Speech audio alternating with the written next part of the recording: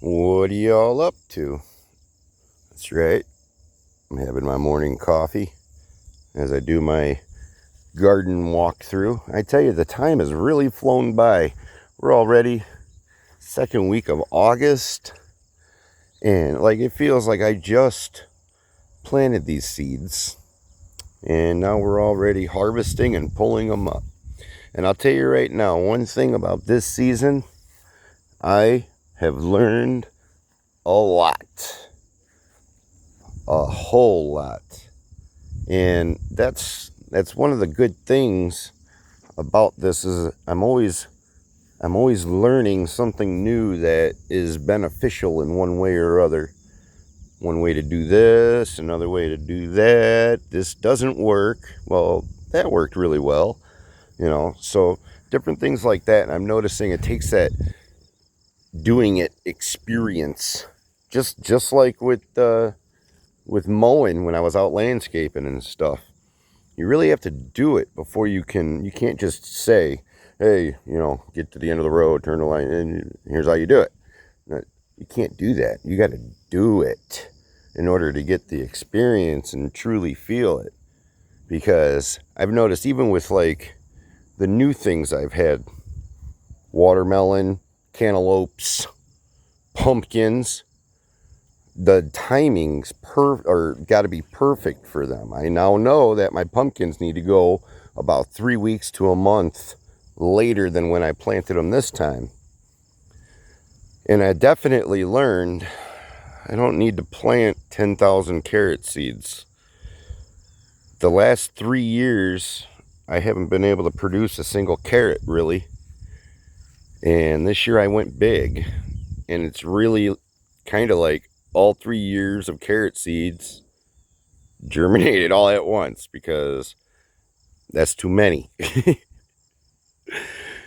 I've learned that the cucumbers, you got to stay on top of them. They don't cut you any slack. If they're ready, then you need to get them off of that vine because they want to be picked. Otherwise, they become these monsters, and nobody likes those. And I've learned I got to figure out a new trellising method. I like my tomato weave, but I think I need to do it a little bit differently. And I don't want to do a stake per plant because that's a lot of stakes. I have about 300 plants, and I don't want to keep buying those every year, every 2 years. So I think I'm going to get more posts. If I can stabilize the Florida weave a little bit better, I think we'll have a little bit better success. See, like this one isn't too bad over here. This is like, I don't know, 6 plants or so. But then you go over, I have a longer span, and you can see what happened over there. They're falling down.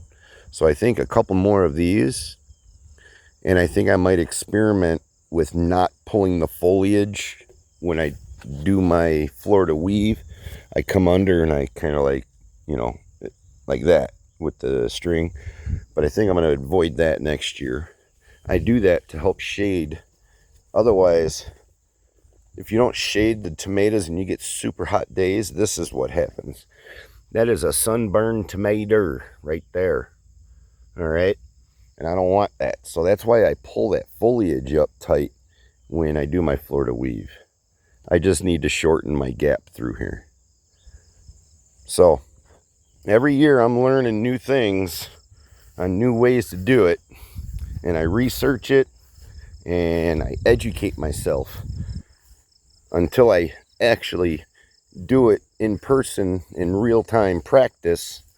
That is when I learn the most, because these are beautiful tomato plants, but look, yeah, they're falling over. This one, first row is not too bad, but this row is falling into that one, and there's some gorgeous tomatoes on there too. Look at those. So I'm doing that right. I got beautiful, juicy, delicious tomatoes.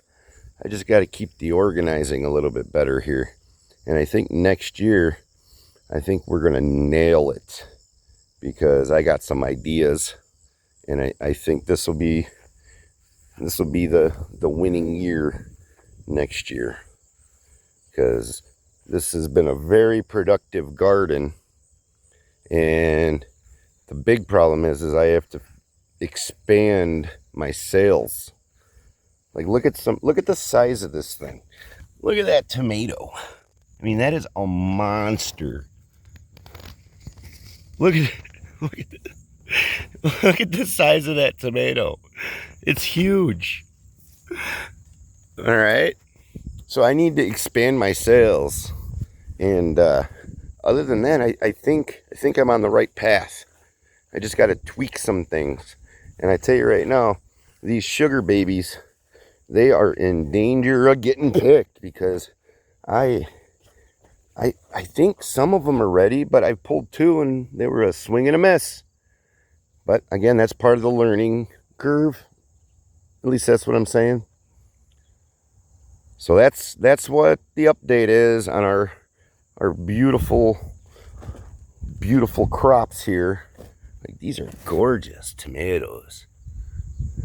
So you could see on how I pull the foliage up because it's like a straight clean line, where on some of them, you know, it's worked out, like this branch here where it's worked its way out.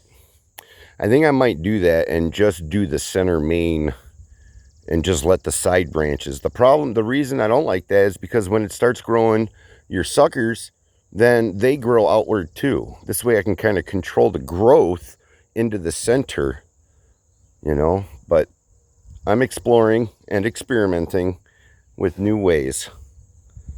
So that's what we're up to.